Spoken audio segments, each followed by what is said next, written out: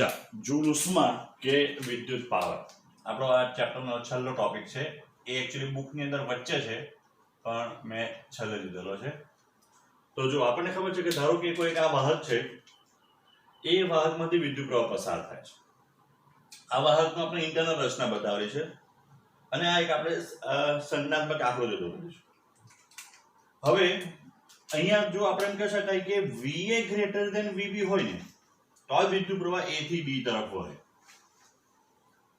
बराबर હવે જો આપણે માનીએ કે જો પ્રેક્ટિકલી વિચાર કરીએ કે ઇલેક્ટ્રોન ને કારણે જો વિદ્યુત ઉર્જા વિદ્યુત પ્રવાહનું નિર્માણ થતું છે તો ઇલેક્ટ્રોન જો અહીંથી ગતિ કરે તો સીધો નીકળી જાય તો એની ગતિ ઉર્જામાં કોઈ પણ જાતનો આપણે એમ કહી શકાય કે ઘટાડો થતો નથી પણ પ્રેક્ટિકલી વિચાર કરીએ તો ઇલેક્ટ્રોન આપણને ખબર છે કે બધા ધન આયન સાથે અથડાતો જાય એટલે એની ગતિ ઉર્જામાં શું થાય તો એમ કે ફેરફાર થાય ને ગતિ ઉર્જામાં ફેરફાર થાય તો ઉર્જા સંરક્ષણના નિયમ પ્રમાણે જો એની ગતિ ઉર્જા વધતી હોય તો આપણને એ ઉર્જા જે વધે હોય કે ઘટી હોય એમાં ફેરફાર થાય તો આપણને એ ઉર્જા બીજા સ્વરૂપમાં મળવી જોઈએ તો આપણે અહીંયા માની લે કે t સમયમાં q જેટલો વિદ્યુત ભાર A થી B સુધી ગતિ કરે છે બરાબર હવે A અને B વચ્ચે નો વિદ્યુત સ્થિતિમાનનો તફાવત V બરાબર આપણે કહી શકાય કે VA VB કારણ કે આપણે એમ કહી શકાય કે એ આપણે પહેલા ચર્ચા કરી કે VA ગ્રેટર ધેન VB હોય તો વિદ્યુત પ્રવાહ વધારે સ્થિતિમાનથી ઓછા સ્થિતિમાન તરફ જાય તો હવે વિદ્યુત ભારની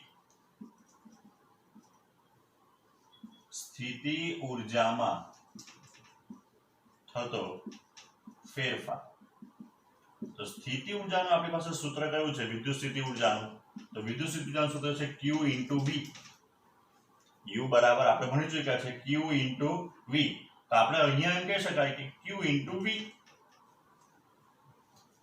પણ વિદ્યુત પ્રવાહ આપણે એમ કહી શકાય કે પરંતુ I બરાબર Q/T કેમ કારણ કે પહેલા આપણે કીધું કે t સમયમાં Q જેટલો વિદ્યુત પ્રવાહ પસાર થતો હોય તો આપણે કહી શકાય કે I બરાબર Q/T એમાંથી પસાર થતો વિદ્યુત પ્રવાહ જે છે એમાંથી પસાર થતો વિદ્યુત પ્રવાહ આપણને Q/T જેટલો મળે તો એનો અર્થ હવે એમ થયો કે therefore Q બરાબર I * T તો therefore delta U બરાબર Q બરાબર I/T/V ચાલો હવે આ બાજુ થોડું ચર્ચા કરીએ જો Q જેટલો વિદ્યુત ભાર જે છે તે આ બાજુ જવાનો આ બાજુ અહીંયાથી આ બાજુ જાય એટલે વિદ્યુત સ્થિતિ ઊર્જા જે શું થાય તો વિદ્યુત સ્થિતિ ઊર્જા એની ઘટે જ્યારે અહીંયા પ્લસ ચિહ્ન આપણને બતાવ્યું એ પ્લસ ચિહ્ન એમ બતાવે કે વિદ્યુત સ્થિતિ ઊર્જા વધે તો પ્રોબ્લેમ ક્યાં છે તો A અને B વચ્ચેનો વિદ્યુત સ્થિતિમાન તફાવત જે આપણે V લખ્યો એ VB - VA લખવો પડે કારણ કે પ્રારંભિક જે છે તે અહીંયા છે આપણે ધન વિદ્યુત ભારને કારણે વિદ્યુત પ્રવાહ નિર્માણ થતું છે એમ માનતા છે તો Q જેટલો વિદ્યુત ભાર આ દિશામાં કરે એટલે પ્રારંભિક 1 નંબરનું બિંદુ આ છે અને 2 નંબરનું બિંદુ આ છે તો આપણે જ્યારે બી ફેરફાર લઈએ ત્યારે ફેરફાર એટલે આપણે કહી શકાય કે અંતિમ માઈનસ પ્રારંભિક તો એનો અર્થ હવે એમ થયો કે અહીંયા મારે લખવું જોઈએ VB - VA બરાબર છે હજુ થોડું ચર્ચા કરીએ તો therefore આપણે કહી શકાય કે ડેલ્ટા Q બરાબર VB - VA બરાબર -V કારણ કે આ જે છે આપણે વિદ્યુત સ્થિતિમાન તફાવતનો વિચાર કરીએ તો અહીંયા V જ લખીએ VA - VB કારણ કે વધારે સ્થિતિમાનથી ઓછા સ્થિતિમાન પણ જ્યારે વિદ્યુત સ્થિતિ ઊર્જાનો ફેરફાર લખીએ તો વિદ્યુત સ્થિતિ ઊર્જાનો ફેરફાર કેટલો થવાનો તો VB - VA અંતિમ માઈનસ પ્રારંભિક બરાબર એટલે એ થઈ ગયો -QV પરંતુ આપણે અત્યારે ચર્ચા કરી ગયા I બરાબર Q/T તો Q બરાબર IT તો therefore delta U બરાબર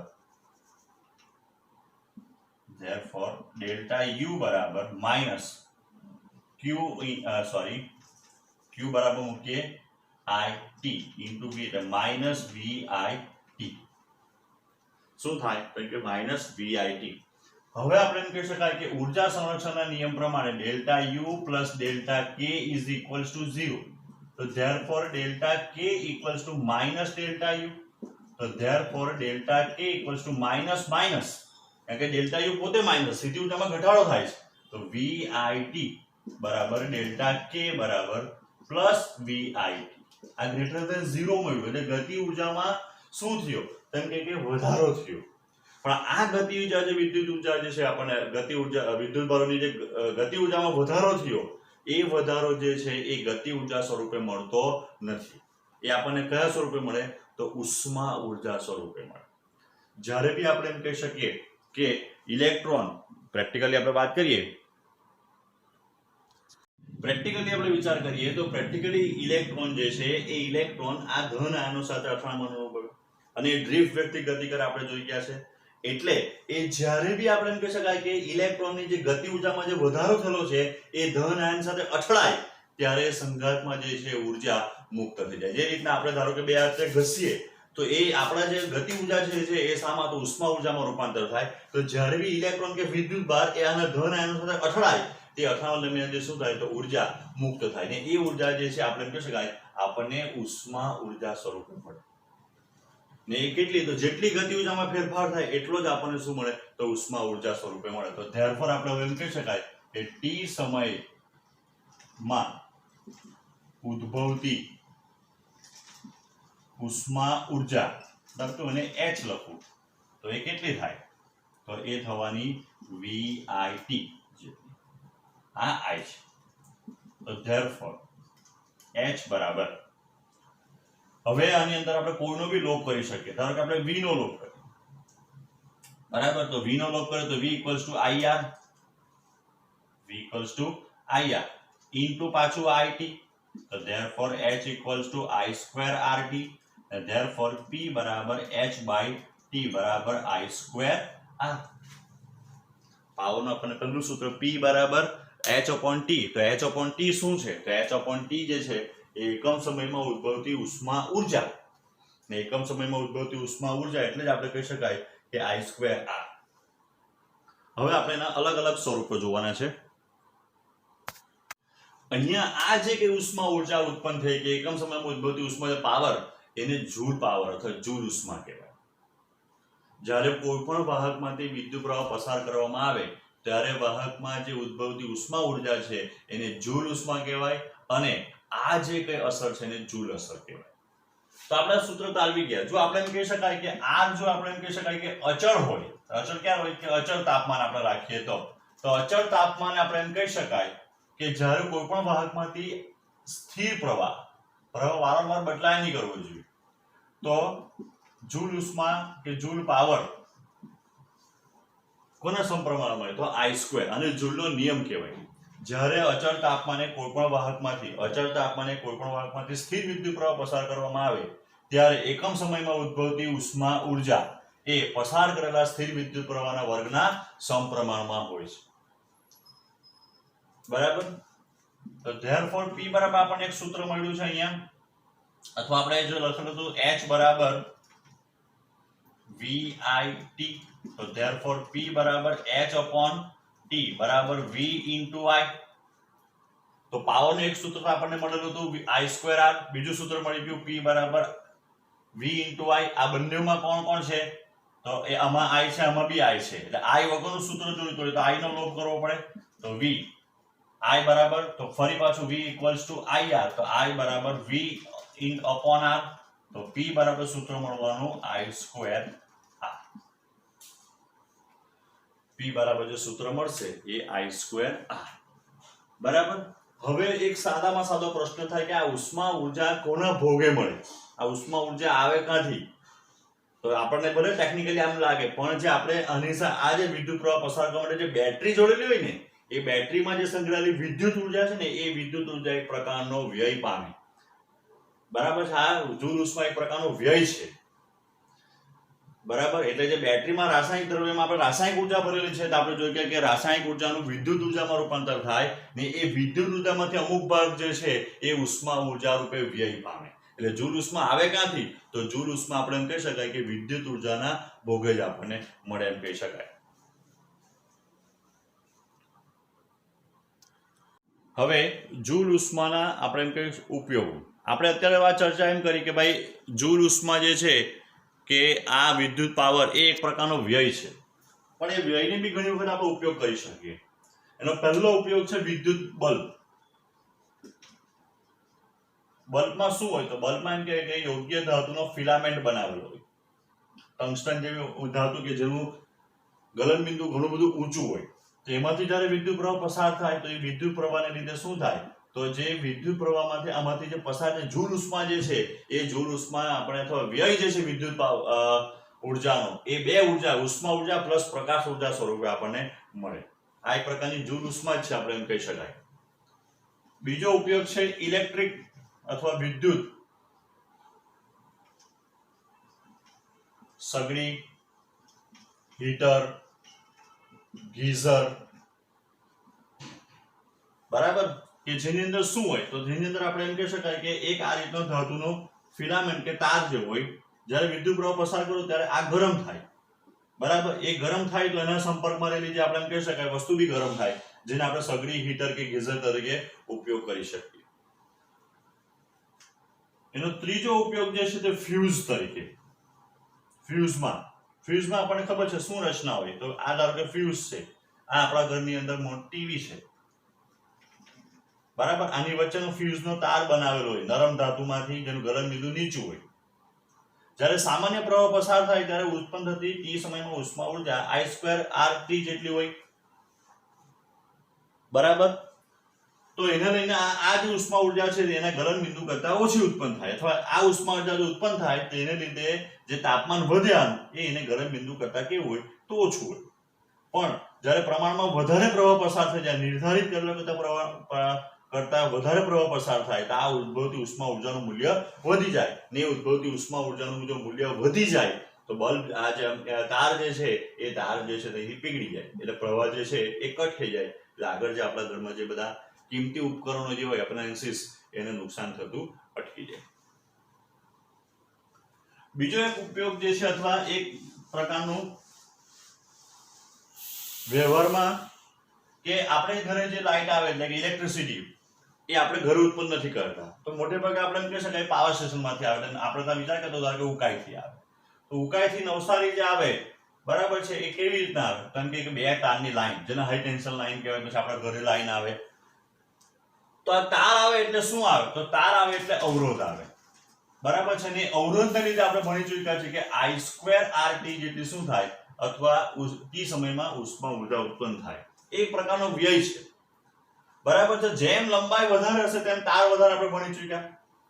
તો હવે એવું તો કરી શકાય કે તારની લંબાઈ ઘટાડી કાઢો, કારણ કે ઉકાઈથી નવસારી સુધીનો તાર તો આપણે લગાવવો જ પડે. તો હવે આપણે એમ કહી શકાય કે જો R તમારો ઘટાડી નહીં શકતા હોય તો તમારે ઉષ્મા ઉર્જા ઘટાડવી તો શું કરવું પડે? તો આપણે એમ કહી શકાય પાવર P બરાબર V into I. જે પાવર મોકલવાનો છે તે અચળ છે, ધેરફોર આપણે કહી શકાય કે V proportional to 1/I.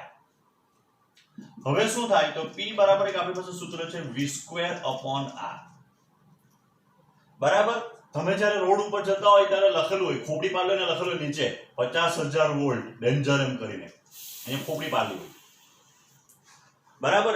એટલે કે ઊંચા વિદ્યુત સ્થિતિમાન ને ટ્રાન્સમિશન કરવામાં આવે, બરાબર. અહીંયા આપણે પાછળથી ભણવાના છે કે જે પાવર સ્ટેશન તેની નજીક અહીંયા એક ટ્રાન્સફોર્મર મૂકેલું હોય, આપણા ઘરના નાકા ઉપર બી મૂકેલું હોય ટ્રાન્સફોર્મર.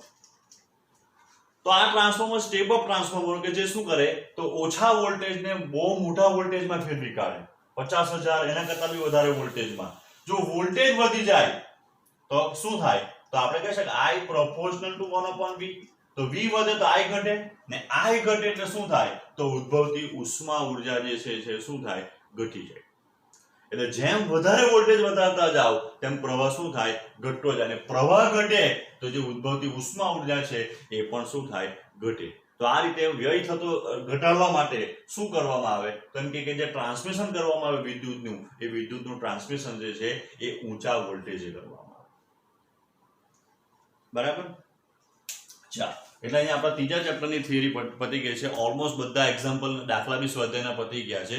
કંઈક બાકી રહી ગયું હોય તો અમુક એવા છે કે જે આપણે ડિસ્કસ કરવાના હોય તો તમે એ થિયરી વાંચો તો તમને ખબર પડશે. ન ખબર પડે તો પછી જ્યારે આપણે ક્લાસમાં મળશું, આપણા આગળના ચેપ્ટરમાં બી 1-2 એવા ક્વેશ્ચન કરવા દીધેલા છે, એટલે એ બધા આપણે ક્લાસમાં જ્યારે મળશું ત્યારે એનું ડિસ્કશન કરી દઈશું.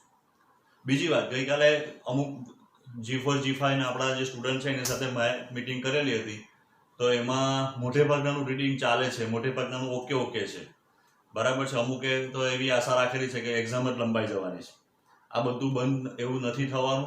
એક વખત રેગ્યુલર થઈ જશે પછી સરકાર બધું ભૂલી જશે કે ભાઈ આવો કોરોના થયેલો હતો અને COVID-19 આવેલો, બરાબર. અહીં આગળ પણ ઘણા બધા એવા કુદરતી આફતો આવેલી હતી, છતાં એક્ઝામમાં કંઈ બહુ મોટા ફેરફારો આવેલા હતા નહીં. એટલે આપણે અત્યારની જે પરિસ્થિતિ છે એ પરિસ્થિતિની અંદર આપણું બેસ્ટ વર્ક કરતું જ રહેવાનું છે, બરાબર. જે લોકોને રેન્કર છે આપણા ક્લાસમાં તો એ લોકો તો બિલકુલ ઢીલ મૂકે નહીં. જે લોકો એવરેજ સ્ટુડન્ટ છે એ લોકોના માટે બી આ ટાઈમ એટલો જ ઇમ્પોર્ટન્ટ છે.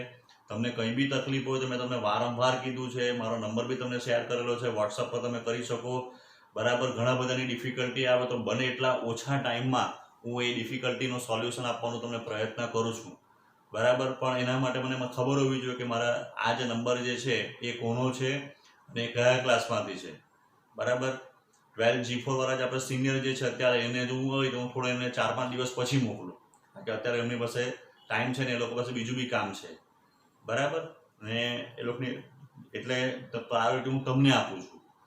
તો ઘણી વખત એવું બી કરું છું કે નાના વિડીયો બનાવીને પર્સનલ પર બી મોકલું છું, જેથી એ લોકો તમને બી ડિફિકલ્ટી જે હોય એ ખ્યાલ આવી જાય, બરાબર. જે લોકો જો વાંચતા નથી, મહેનત નથી કરતા તો એ લોકો પ્લીઝ વાંચવા માંડો, બરાબર છે. તમને આગળ બી મેં વાત કરેલી હતી કે ટાઈમ ટેબલ જે એવી રીતના બનાવો કે 7 થી 8 કલાક જે આપણી સ્કૂલ ચાલતી હતી એ દરમિયાન તમારા વિડીયો જોવાઈ જાય, વિડીયો લગતું PDF લખાઈ જાય, અને બાકીનું 6 કલાક જે છે 5 થી 6 કલાક, 6 કલાક એટલા માટે કેમ છું, કારણ કે હવે તમારો ટ્રાવેલિંગનો ટાઈમ બચતો છે.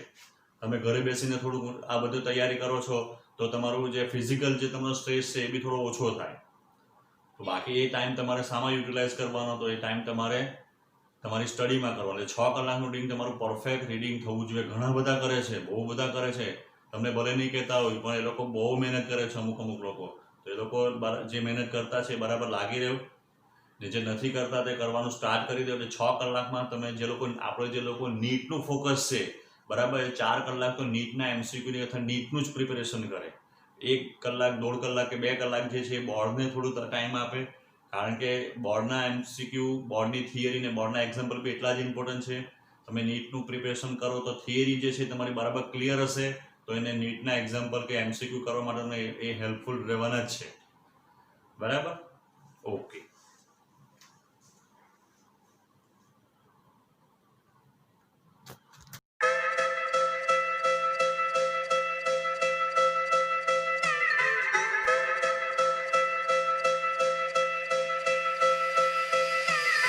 कुछ लोग सोते हुए सपने देखते हैं और कुछ लोगों के सपने उन्हें सोने नहीं देते. ये रैप उस दूसरी कैटेगरी के लोगों के लिए डेडिकेटेड है. Mic test ABBY.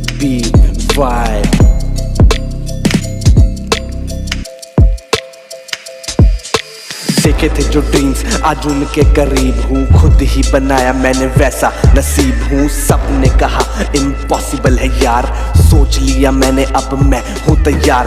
लोग क्या कहेंगे, कपूर साहब के सोचेंगे, देख के जुनून मेरा अपने बाल नोचेंगे. बनूंगा कामयाब, हाँ मन में विश्वास है, अब आलस्य हूँ दूर, बस जीतने की प्यास है. कुछ खास है ये क्लास है, बस जीतने की प्यास है. अब मन में ना गुरूर है, ईगो भी कोसों दूर है. हिटर्स मेरे सारे जलने पे मजबूर है. अब मैं क्या करूं, इसमें मेरा क्या कसूर है. स्लो नहीं होना मुझे, मंजिल थोड़ी दूर है. जरूर है मेरे चर्चे हर जुबान पे, जमीन पे नहीं मेरी नजरें आसमान पे. मिलेगी कामयाबी जब खेलोगे तुम जान पे समान पे.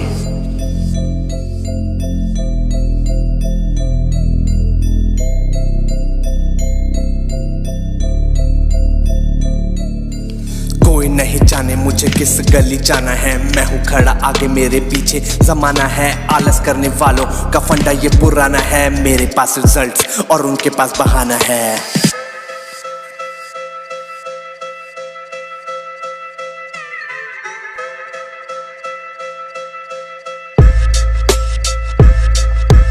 जो भी सोचा मन में वो करके दिखाना है। उड़ाते थे मजाक अब उनको बतलाना है। करे जो मेहनत उसके पीछे अब जमाना है।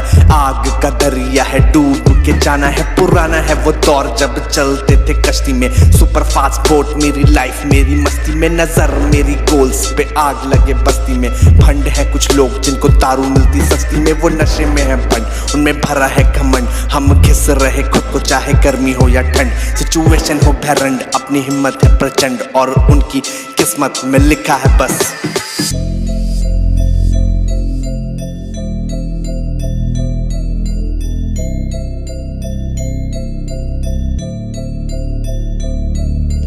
कोई नहीं जाने मुझे किस गली जाना है। मैं हूँ खड़ा आगे मेरे पीछे जमाना है। आलस करने वालों का फंडा ये पुराना है। मेरे पास रिजल्ट्स और उनके पास बहाना है।